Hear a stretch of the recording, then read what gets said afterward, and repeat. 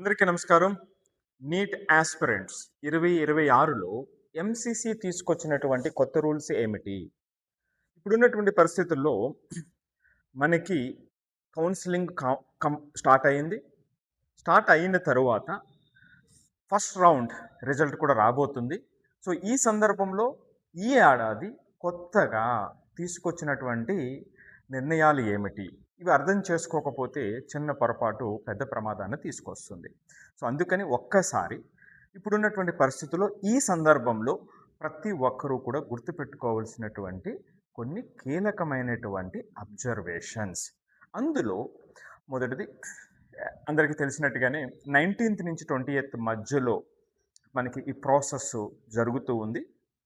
21st first round result వస్తుంది అని మనకి రిజల్ట్ చెబుతూ ఉంది. ఇదొకటి. అలాగే ఈ 21st రిజల్ట్ వచ్చిన తర్వాత లాస్ట్ డేట్ వీళ్ళు జాయిన్ అవ్వటానికి లాస్ట్ డేట్ August 31st కింద ఆల్రెడీ ఇవ్వటం జరిగింది ప్రస్తుతం ఉన్నటువంటి సమాచారం మేరకు. ఇక ఈ ఎంసీసీ కౌన్సిలింగ్లో రౌండ్ 1, రౌండ్ 2, రౌండ్ 3 రిజల్ట్ వచ్చిన తర్వాత ఉన్నటువంటి కొన్ని ఇంపార్టెంట్ స్టెప్స్ ఏమిటి అంటే 3 ఇంపార్టెంట్ స్టెప్స్ ఉన్నాయి. అందులో 3 ఏమిటంటే మొట్టమొదటిది ఫ్రీజ్ ఆప్షన్, రెండవది ఫ్లోట్, మూడవది సరెండర్ ఆర్ రిజైన్. సో ఇవి 3 కీలకమైనటువంటి డెసిషన్స్ మనం అలాట్ అయిన తర్వాత తీసుకునేటువంటి సందర్భంలో. మొట్టమొదటిగా ఫ్రీజ్ ఆప్షన్ చూస్తే అంటే మనకు కేటాయించినటువంటి సీట్ ఏదైతే ఉందో అది మనకి ఇష్టమైనప్పుడు ఇంకా అక్కడే కంటిన్యూ అవుతాము అని అనుకున్నటువంటి సందర్భంలో మనం వెంటనే దానికి అటెండ్ అవుతాం. అంటే మనం అక్కడ కంప్లీట్ చేయాల్సినటువంటి ప్రాసెస్ ఏదైతే ఉంటుందో అంటే ఫిజికల్గా సెంటర్ని విజిట్ చేయవలసి ఉంటుంది, మన ఒరిజినల్ సర్టిఫికేట్ సబ్మిట్ చేయవలసి ఉంటుంది, ఫీ పే చేయవలసి ఉంటుంది. ఆ వితిన్ సెంటర్లో వాళ్ళు డిసైడ్ చేసి మన సర్టిఫికేట్స్ ట్రూ సర్టిఫికేట్స్ వెరిఫై చేసి కన్ఫర్మేషన్ అనేటువంటిది అక్కడతో జరుగుతుంది. ఇది ఫ్రీజ్ ఆప్షన్కి సంబంధించినటువంటిది. ఇక రెండోది ఫ్లోట్. అంటే మనకు వచ్చినటువంటి సీటు మనకి నచ్చింది కానీ ఇంకా బెస్ట్ కోసం మనం చూసేటప్పుడు మనం చూజ్ చేసుకునేటువంటిది ఫ్లోట్ ఆప్షన్. ఇక్కడ చాలా పెద్ద రిలీఫ్ ఇచ్చారు 2026లో. ఏమిటా రిలీఫ్ అంటే ఇదివరకు 2025 వరకు కూడా ఫ్లోట్ ఆప్షన్ ఎన్నుకున్నప్పటికీ మనకు ఆల్రెడీ సీటు కేటాయించబడింది కాబట్టి ఖచ్చితంగా ఫిజికల్ సెంటర్కి వెళ్ళాల్సినటువంటి అవసరం ఉండేది. అంటే రౌండ్ 2లో మళ్ళీ అయ్యింది, మళ్ళీ ఫ్లోట్కి వెళ్తున్నాం, మళ్ళీ ఆ సెంటర్కి వెళ్ళాల్సినటువంటిది. ఇదంతా శ్రమను తగ్గించారు. ఎవరైతే ఫ్లోట్ ఆప్షన్కి వెళ్తున్నారో వాళ్ళు ఆ ఫిజికల్ సెంటర్కి వెళ్ళవలసినటువంటి అవసరం లేదు. ఆన్లైన్ సబ్మిషన్ చేస్తే ఆన్లైన్ వెరిఫికేషన్ జరుగుతుంది.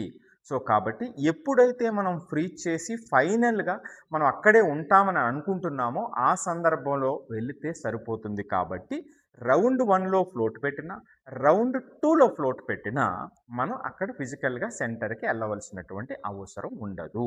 ఇక రౌండ్ 3కి వచ్చేటప్పటికి అక్కడ ఫ్లోట్ ఆప్షన్ ఉండదు. అక్కడ ఖచ్చితంగా మనం డిసైడ్ అవ్వాల్సినటువంటి అవసరం ఉంటుంది. సో కాబట్టి ఇది అతి ముఖ్యమైనటువంటి పాయింట్. ఇక మూడవది సరెండర్ ఆర్ రిజైన్. సో ఇప్పుడు మనం ఆ సీట్ వచ్చినటువంటి సీట్ని మనం ఇదివరకు ఫ్రీ ఎగ్జిట్ అనేటువంటి వాళ్ళు, సో మనం దాన్ని సరెండర్ చేసి వస్తున్నాము, రైట్. సో అంటే ఫస్ట్ రౌండ్ 1లో వచ్చింది, రౌండ్ 3కి వచ్చేటప్పటికి మళ్ళీ ఆలోచన మార్చుకున్నాము. సో వచ్చిన సీటుని సరెండర్ చేస్తున్నప్పుడు ఇక్కడ చాలా కీలకంగా ప్రతి ఒక్కరూ గుర్తుపెట్టుకోవాల్సింది, ఏ రోజుకి ఆ రోజు అప్డేట్గా ఉండవలసింది ఏమిటి అంటే ఆ స్లాట్ ఏదైతే ఉందో సరెండర్ చేయటానికి ఆ డేట్స్ ఏదైతే ఉన్నాయో ఆ వితిన్ టైంలో మాత్రమే మనం చేయవలసి ఉంటుంది. అది దాటితే మనకి అవకాశాన్ని కోల్పోతాము. మోస్ట్ పర్టికులర్లీ రౌండ్ 3లో సంబంధించి మనం చాలా జాగ్రత్తగా ఉండాల్సినటువంటి అవసరం ఉంటుంది. ఎందుకు అంటే ఒకవేళ అది ఫెయిల్ అయ్యి ఆ డేట్ అయిన తర్వాత మనం సరెండర్ చేయాలని అనుకునేటప్పుడు మన మీద ఫైన్ ఇన్కార్పొరేట్ చేయబడుతుంది. సో కాబట్టి ఈ సరెండర్ అండ్ రిజైన్ అనేటువంటిది మనం ఒకసారి జాగ్రత్తగా చూడాలి.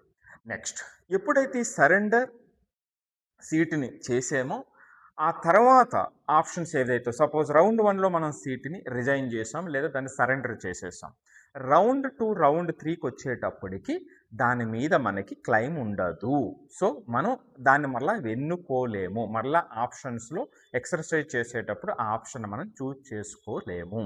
అలాగే రౌండ్ 1, రౌండ్ 2 రెండింటిలోనూ సరెండర్ చేసాం. రౌండ్ 3కి వచ్చేటప్పటికి ఆ 2 ఆప్షన్స్ కూడా అంటే మనకి సీట్ అలాట్ అయితే ఆ 2 సరెండర్ చేసినప్పుడు రౌండ్ 3కి వచ్చేటప్పటికి అక్కడ కూడా ఈ ఆప్షన్స్ అవైలబిలిటీ ఉండదు. ఇది జాగ్రత్తగా గమనించాల్సినటువంటిది.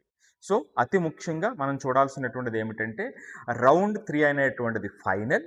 అక్కడ మనం డెసిషన్ తీసుకునేటువంటి అవకాశం ఉండదు. మనం జాయిన్ కావటం లేదా అక్కడితో వదిలేయటం. ఎప్పుడైతే మనం వదిలేసామో స్ట్రే రౌండ్కి మనకి ఎలిజిబిలిటీ ఉండదు.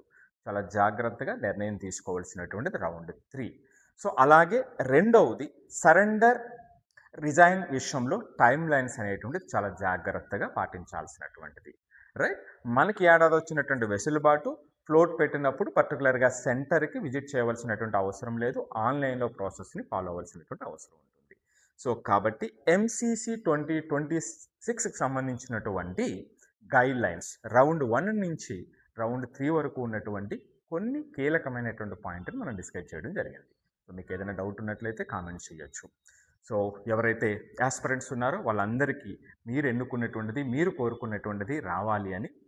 సో మరొకసారి wish you all the best to get your desire seat. Thank you.